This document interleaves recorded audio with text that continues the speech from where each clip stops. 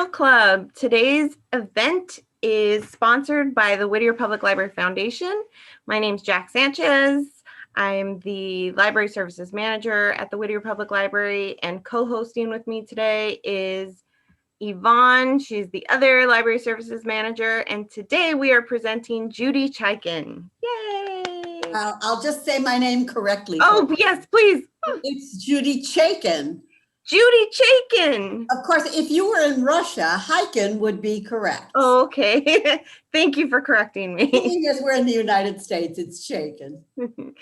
Well, thank you for joining us. And we all watched your movie, The Girls in the Band.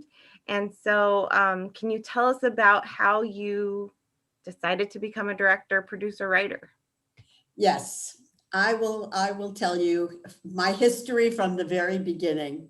I was born in East Los Angeles in Boyle Heights. I went to Roosevelt High School, and in Roosevelt High School, they had a wonderful drama department.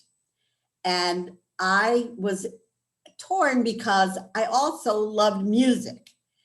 And I played the trumpet in my junior high school band, and I was in the drama department. Actually, this was in Hollenbeck before Roosevelt High School. And so I was in the junior high school band, and I was in the drama department. And I loved the band, but the boys in the band were very mean to me. They didn't want a girl in the band. And they used to do things like making jokes about my body and hiding my mouthpiece and dropping my music off my music stand. And it was so discouraging to me that I gave up the band and just threw myself into the drama department. So my path got turned in a direction that maybe I wouldn't have chosen had I had a choice. But I didn't have much of a choice because socially it was just not something that girls did. And so I went off into the drama department, and that carried through into my college years. I studied theater. I became an actress, and I was also studying dance. So I worked as a dancer for a while. And I did that for, probably 12 to 15 years after I got out of high school. And at some point, I decided that being an actor wasn't really what I wanted to do. What I wanted to do was be a director. So not only was I wanting to be a girl trumpet player when there was no such thing, the next thing I was wanting to be a girl director, and there was no such thing. So I've gone around butting my head up against a lot of walls. And it's not been as pleasant as I hoped it would be, but nevertheless, I did it. I persevered, as they say. And in doing so, I had quite a wonderful life because I was able to do a lot of things that maybe a lot of other women weren't able to do. I did get married. I married a trumpet player. So, if I couldn't be one, I married one.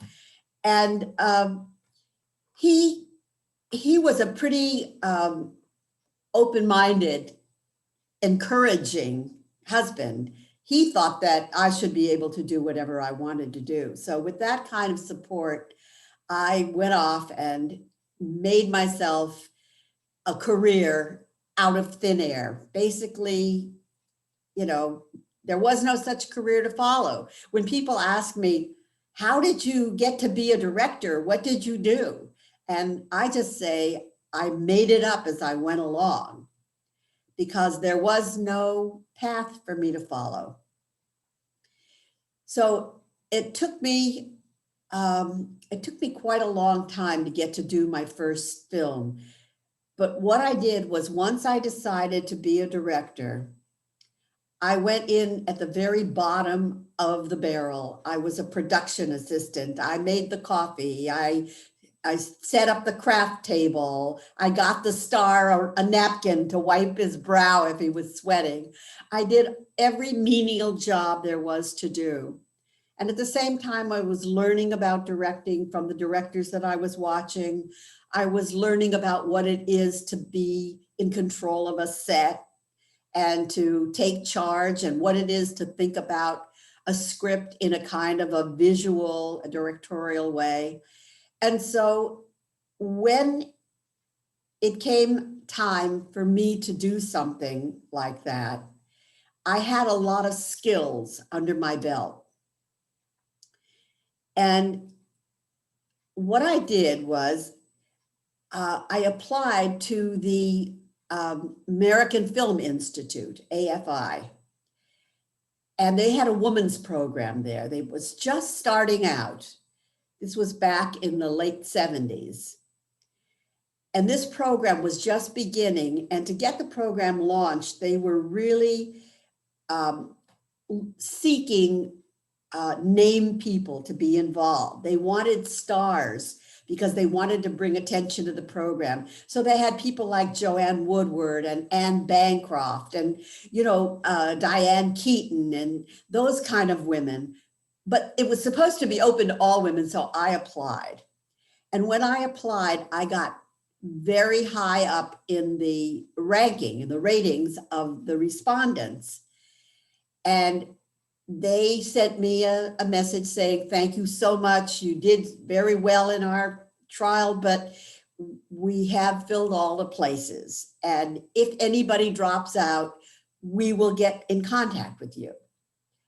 Well, come to my benefit, one of the women had to drop out and I got put into the program. So here I was in this program with all these famous women getting a chance to direct something for the very first time. And that's what I did. I directed a short film, and it was based on a script that I had seen at what they call a table reading. A lot of people just get actors together and they sit around and they read a particular script. And this particular script was called Dear Norman, and it was kind of an homage to Norman Lear. And it was a story of a woman who wants to be an actress, and she has these fantasies about Norman Lear. Well, I did the film. It came out very good. It was a comedy film, and it got a lot of response. And one day, I got a telephone call from Norman Lear. And he said, I heard you did this movie about me. And he said, what do you want to do in this business? And I told him, and he said, well, why don't you come meet with me and we'll see what we can do for you. So as a result of that, it wasn't a direct result. It wasn't that he hired me to be a director, but my name got put into the mix of people who you should pay attention to. And eventually I ended up working as a script dialogue coach for all the young kids that were on his shows. It was like the young kids who were on Hello, Larry. That was one of the shows that they did. And I'm trying to think of the other show that was so popular that had all the girls on it. Anyway, whatever shows had young girls on it, even young boys, I was their dialogue coach. And I got to be around all of these wonderful actors and wonderful directors, wonderful people. It was a great company. And the producers of the Hello, Larry show liked me so much that they asked me what I wanted to do in the business. And I said, I want to direct. So they talked to the heads of the company and I guess to Norman, and they said, we'll give you the last episode of this season to direct, but we have to clear it with the star, who was McLean Stevenson. And so they went to McLean Stevenson and told him that they wanted me to direct the last episode. And he said, I'll never let a woman direct me. Yeah. Shocker, right? So that ended that. And I decided that I didn't want to do that job anymore. I didn't want to be, just dialogue coaching. The only reason I was there was to direct. And I decided that if they weren't going to give me a job directing, I was going to make my own job directing. And I went out and bought video equipment and started videotaping interviews with older women, one of them being my mother. And I kind of got a feel for doing that kind of work. And then I came across one of these older women who had been married to an agent who was blacklisted in the 50s during the McCarthy hearings.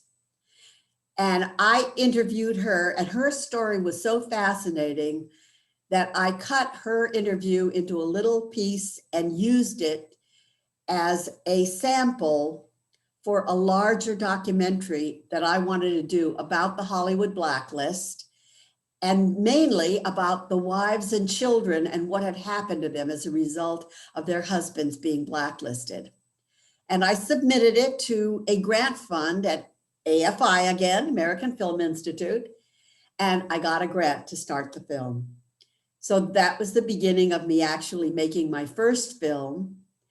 And I did that film about the blacklist.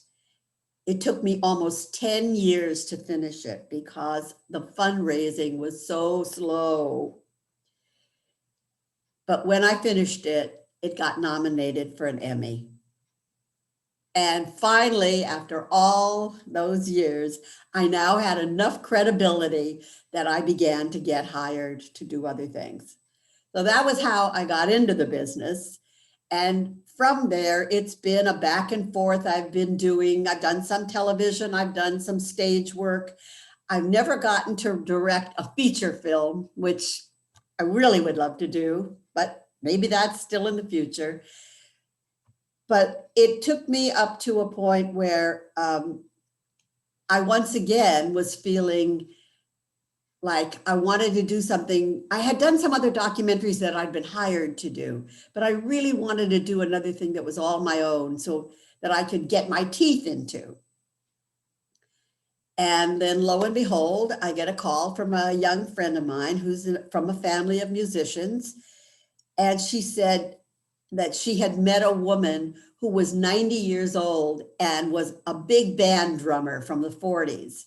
And I said, no, there was no such thing. There were no women in big bands in the 40s. It was all men. You can look at the pictures, you can see it. And she said, well, this woman said she was a drummer with a big band and that she traveled around the world. So I said, well, let's look her up. So we looked her up on Google, and it turned out that she was a drummer with an all-girl big band. Now, this was like such a new phenomenon. It just blew my mind, and I had to find out more about it. And as I started researching, I discovered there was not just her big band, there were many big bands, and that they all thrived during those war years, as you see in the movie. But that all of them were like just completely forgotten at the end of the war. And the bands fell apart and there was no work for them. And pretty soon big bands were gone anyway, and it was all rock and roll. So I decided that while some of these old women were still around, that I would go out and shoot some video of them and try to see if I could make this into a documentary. That's how the film got started. So I don't know if you want to ask me any questions about that. I do. I have some. While I was watching the movie, I had a few things that I wrote down. What impressed me was the fact that, like, for example, I'm lucky that I grew up with a supportive father who had two girls that told us you could do anything. I have a supportive husband that's probably more feminist than I am. He's awesome. And you found different men throughout the movie supporting all these women. And they were people like Dizzy Gillespie. When I saw him dancing while he was directing the band and Melba Liston was was playing, you could just tell he was just so proud of her. And it kind of, my mom always said, it's not who you know, but who knows you. And I think that, like, for example, when Norman Lear called you, I mean, it's always, you need that in the industry, whatever industry it is. Right. And I like the way that you kind of showed the women at the beginning of the documentary saying, like, you know, we were doing all these things, times were hard, and, you know, we had to tell each other that we could do it. And then at the end, there was a young jazz musician that said, I think it was not Patrice, but Herbie Hancock was another one that was pretty supportive, at least in the interview. But there was another jazz musician that was asked by a journalist something like, yeah. what's it like to be a woman composer? Yeah. And she was like, well, what's it like to be a male journalist? Wasn't that great? Like the progression of women that were constantly thinking, like, I'm a woman in this industry. And then at the end, they were like, of course we can do this. Right. I like that. That was a wonderful thing to see, you know, and I think, you know, we tried to express that by showing those like Hiromi Uehara, the Japanese girl at the piano, who's just so fearless that these women now just don't even think about that. They just do what they have to do. It's not to say that the industry is completely devoid of any kind of sexism, because it still exists. Yeah, and you showed that too. But the question about whether women can do it or not, that question no longer exists. It's just whether society is aware enough to let them do it. Yeah, I mean, I just love the way, I mean, you wrote the documentary. Yes, well, I wrote it. I co-wrote it with my editor. Mm-hmm. His name is Edward Osejima. And he had such a good feel for the music and for the women. And he just was, you know, so involved with it. A lot of things came about just from us talking to each other. And so I felt that he really deserved a credit as a co-writer, because, you know, on a documentary, your editor is so important. You bring him hundreds of hours of film and you just dump it on him and say, make something out of this. So, you know, when you get a good editor, you're really lucky. So does anybody else have any other questions? You can put them in the chat. There was, there was a quote at the end where someone said there isn't an inkling of what they can't do. Right. I liked that part. So yeah. That was awesome.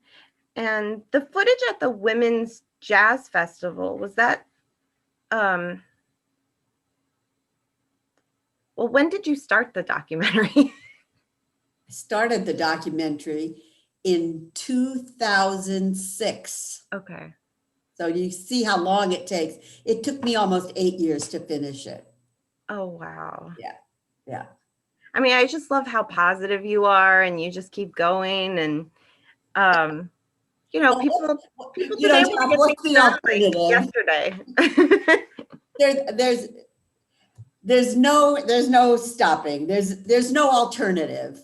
If you let other people decide what you're going to do in life, you're dead, because they're never going to give you a upper hand. You know, yeah. Even the people who love you won't give you the upper hand. When I Googled your name, because I originally reached out to you because you're the director of the girls in the band. Right. But then I felt like I got so lucky because you're also part of the Alliance of Women Directors. Yes. So this is Women's History Month. Yes. What kind of work do you do with that organization? Well, I was one of the founders of the organization. Mm-hmm. And that organization came out of that AFI program, where all these women were getting to direct for the first time. And a wonderful woman named Jean Furstenberg was the head of the program at AFI.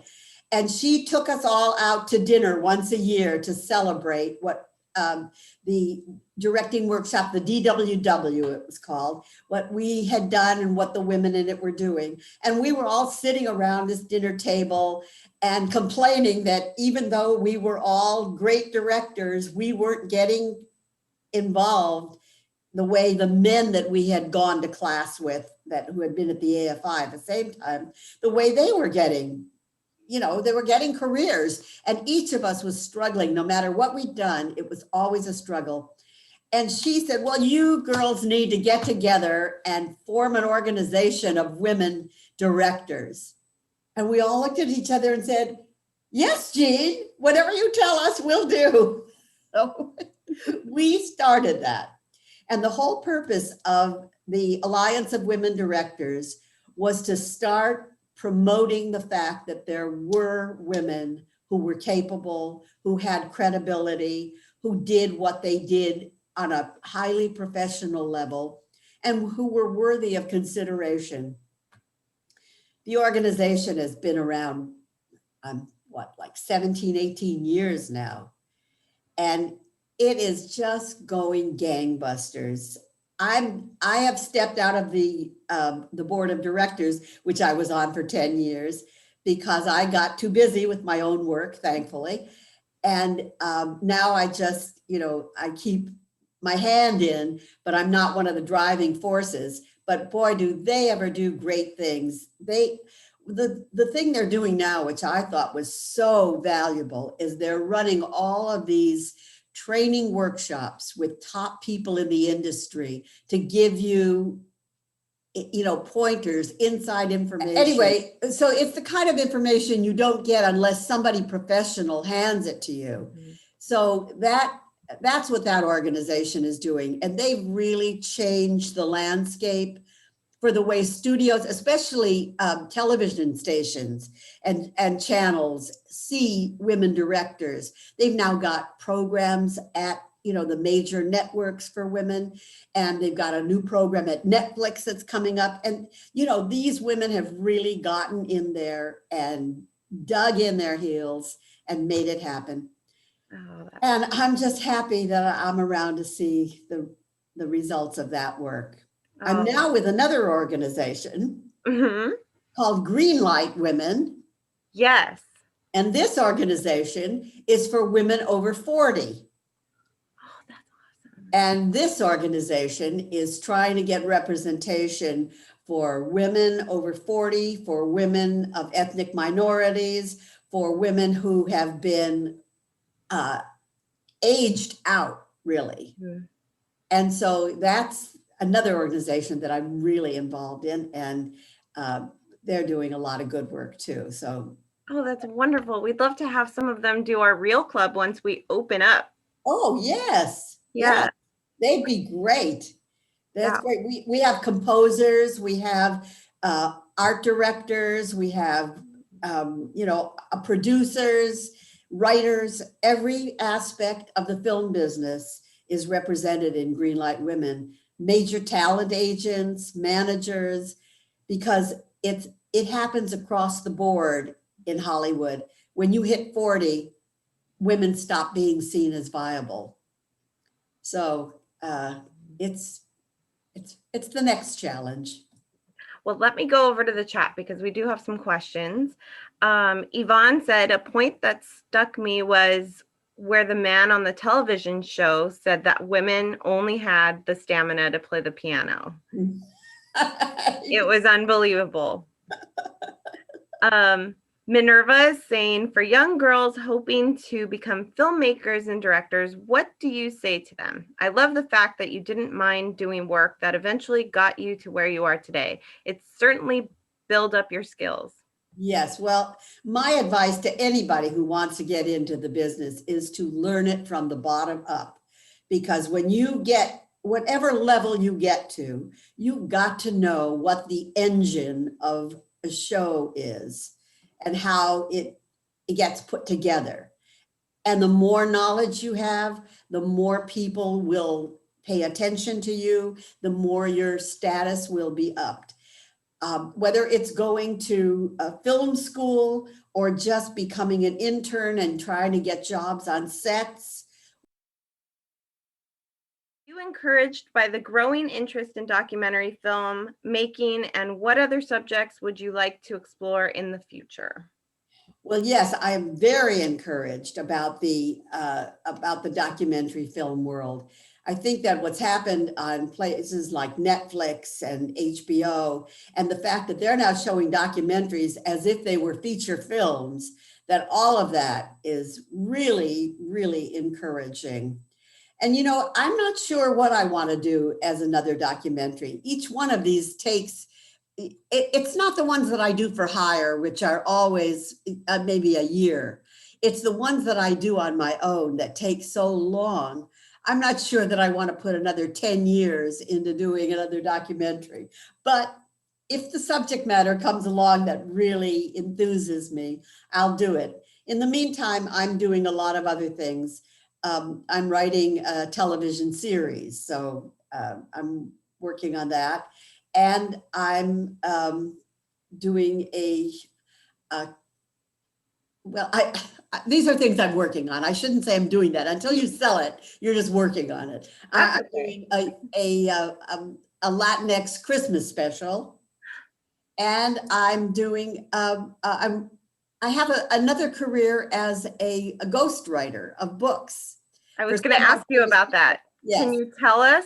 Yeah, well, I can't tell you who, because I get hired by people and then I never can reveal their identity. Okay. But I don't put my name on the books, but in the books, there's always a nice thank you to me. So that I'm writing my fourth book right now. I just finished the first draft last Friday. So now I have to go back in and do a second draft, and I have 2 more books waiting for me. So that's basically what I'm doing. I'm always keeping my eyes and ears open for something new and exciting. So that's exciting to hear. I was really impressed with one of the I Googled you. Yes. And I saw a lot of the things that you did, and I don't think it's part of your bio, but I saw that you did early on a music video. Oh, yes, I did. That was very cool. I did a music video for a punk band called Community FK, and it became like an underground favorite, and it still plays on YouTube. So it's awesome. I watched it a couple of times. Oh, you did watch it? Yeah. So there it is. So I saw that you wrote a bilingual documentary called Los Pastores. Los Pastores, yes. So I take it you are bilingual. I am. I'm actually in Mexico right now. Ooh. I know you told me that, but it's nice for everyone to know. Yes, I am bilingual. Having grown up in East LA, I was exposed to a lot of Spanish with my friends when I was very young. And it was, we all took Spanish in high school. And I just was fortunate enough to have enough Spanish speaking people in my life so that I could become fairly fluent. And the documentary you're speaking of, the one that we did in New Mexico, is actually the basis for the Christmas special that I'm writing now. So it's like one thing you do leads to another. You just keep following your nose and going where it takes you. That documentary, I know it's a PBS documentary. Do you think it's available on PBS, or how would we get a hold of it? Are you speaking of Los Pastores? Yes. No, it's not available on PBS anymore. It is available on KANOPY. You know what KANOPY is? Yes. You have KANOPY. Yes. I believe it's, oh, wait. No. I'm sorry. No, it's the Blacklist film that's available on KANOPY. Los Pastores, I think, is only available through the original distributor.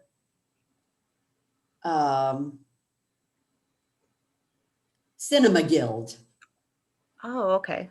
Cinema Guild has Los Pastores. But Jack, I think the Cinema Guild, if you were to go there to try to get it, they charge ridiculous. They like $250 for it. If you want a copy, just let me know afterwards. We'll arrange for something. Oh, yes. Okay. Thank you, Judy. Yes. Let's see. So we'll try and get that for maybe another real club. I don't know. Okay. We're all kind of living day to day, like when we're going to open, and we're used to all of the people that have shown up tonight have all been to our programs at the library. And so I can't wait until your next project because I want you to come in person. Well, that would be fun. Yes. That would be lots of fun. Hopefully by that time I'll be back in the United States and I won't have to fly in from Mexico. Yes. Can you tell us a little bit about Cotillion 65? Cotillion 65 was a comedy film that I did based on a short play that a friend of mine had written. And again, I went to the table reading of this play and loved the play. And I told him that one day I would do it as a film. And probably 6 or 7 years later, my agents said, you need to get a short dramatic film to use to sell yourself as a director, because we were still trying to get me a feature film deal at that time. And they said, unless you have something like a narrative film with actors and it's not a documentary, it's going to be hard to get you anyplace. So I said to my friend, okay, I'm ready. I'm going to do this film. And I did it. And it came out really well.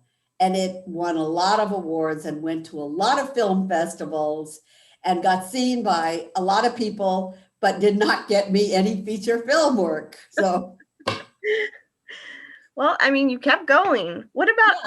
And I'm very proud of the film, and I show it as part of my repertoire. But it's the cracking that particular wall has been particularly hard for me. I think if I had come along 20 years later, I might have been able to do it. But at the time that I tried, it really was beyond the reality at that time. Mm-hmm. And then by the time it started to open up, I had crossed that 40 barrier and was no longer seen as viable. If they were going to use a woman, they wanted the hot new woman on the block. Oh, well, we got to change that, Judy. Yeah, right. Go ahead. Yeah. Anything you can do. So I have two questions. The first is about the groundlings, and then the second is about woman speak. Oh, yes. So I know a lot of people come out of UCB and they're very famous, like Amy Poehler, but I know that a lot of other people that are at Saturday Night Live also are from the groundlings. Mm-hmm. And you were in the groundlings? Yes. Can you tell? I was a director in the groundlings. Oh, okay. I had done an improv company when I was a very young actress, and I knew all the improv techniques, and they were looking for a director, and I applied and got hired.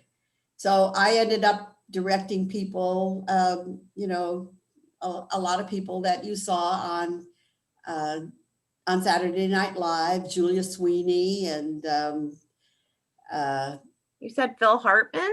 Phil Hartman, yes, Phil, wonderful. And Lisa Kudrow and Lisa Kudrow, yes, who wasn't on Saturday Night Live, but we certainly know her. Yeah. John Lovitz. Yes.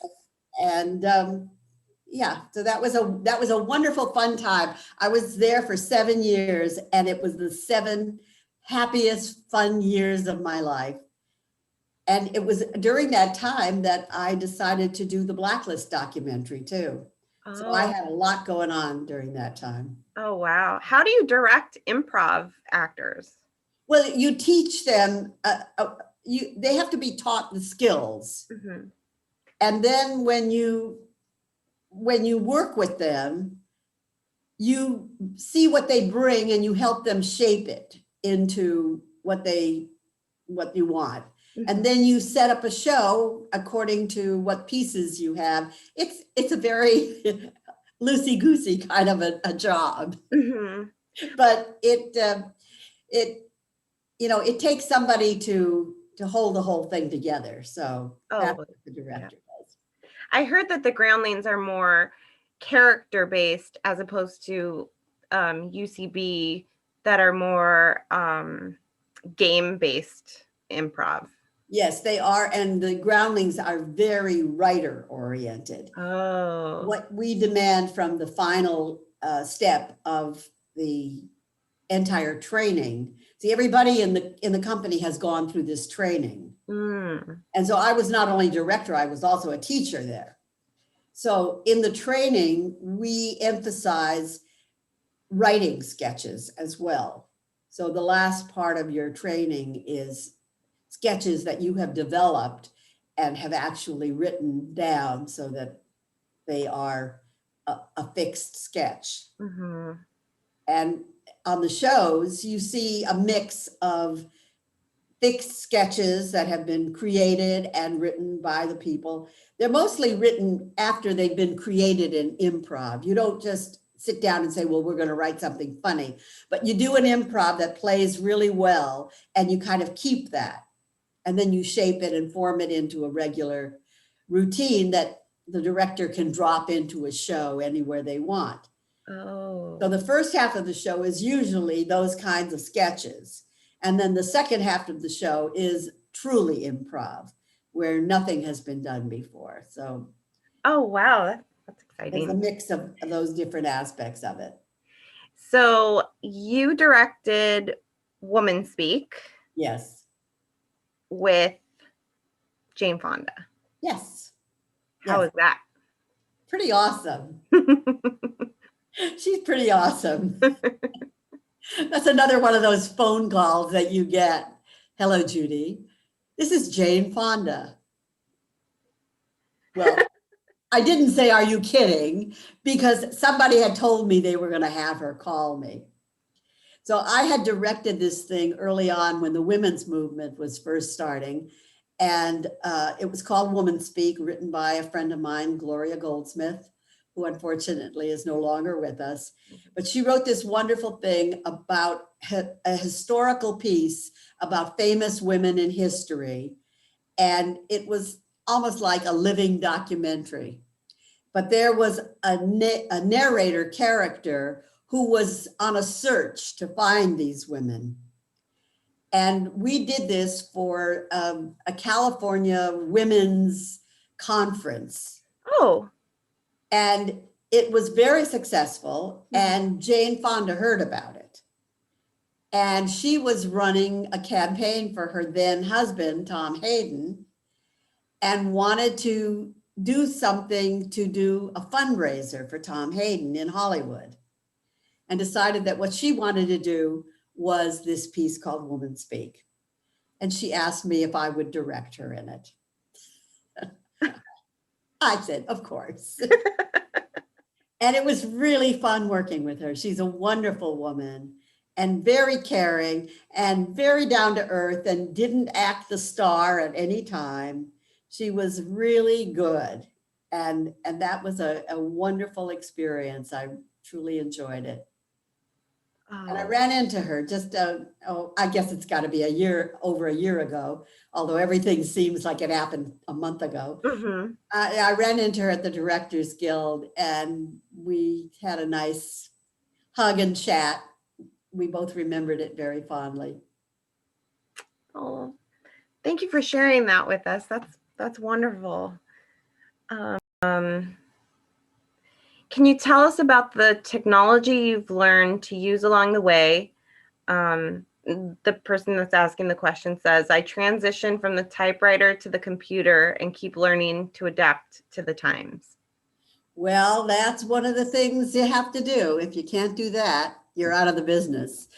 I've come from film to tape to digital. And every step along the way, I've had to learn all the new technologies, because if you don't, you can't speak to your crew. You can't talk the language they talk. And that's very important. Fortunately, I happen to be a person who loves technology. Mm-hmm. And, you know, I always joked in my marriage, whenever my husband wanted to buy me something for an anniversary or, you know, any kind of a Christmas present, I'd always say, I want a new camera. I want a new editing system. I want a new microphone. I want a new set of lights. So I never did get the diamond rings that I should have had. And instead, I got a lot of technology that went out of date 5 years after I got it. But that is true. And, you know, the digital world has changed everything for everybody. And I have not had a chance to shoot an entire project. Well, no, that's not true. I did shoot Girls in the Band digitally. But let's see, I think there was still some tape involved at the very beginning, you know, like 10 years ago. Mm-hmm.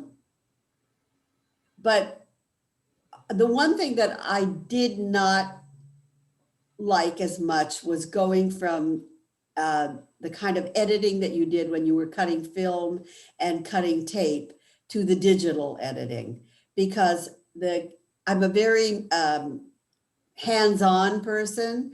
And when you cut film and tape, you're literally doing it with your hands. And then when it went to digital and it was all cutting it online with machines, I lost the sense that I had being an editor and just put it to, you know, a technician. Mm-hmm. And I felt that it took something away from the process that I had loved. So that I was sorry about. Now, that's not to say that I couldn't go in and learn the digital editing system, because I have done some of it, but I don't love it the way I love the other. So I have a technical question about that. When you literally cut film, because I've done just basic film editing, like when I end up recording a Zoom call, you know, I'll edit it, and sometimes I'll accidentally cut somewhere. What do you do with the film if you accidentally cut somewhere? if you cut it wrong, you mean? Yeah. Oh, you can put it back together. Oh, Yeah. okay. Yeah, film has little transparent strips that you lay over the film. Like when you cut one piece and you've got another piece and you've cut the middle out and you want to put them together, you put them together and you lay a little bit of film over it, and that film presses the two pieces together. So if you accidentally cut at a wrong place, you just put it back together the way you would have put it together in the first place. Well, thank you. I've always wondered that. Well, there it is. No big mystery. So if we want to continue to follow the work that you're doing with Greenlight Women. Yes. Go to greenlightwomen.org. Okay. And we have a website, and you'll be able to see the people that are in it, what they're doing, the kind of things that we're interested in. And if you have any women over the age of 40 who have any kind of skills in the film industry, they're more than welcome to apply. Oh, that's wonderful.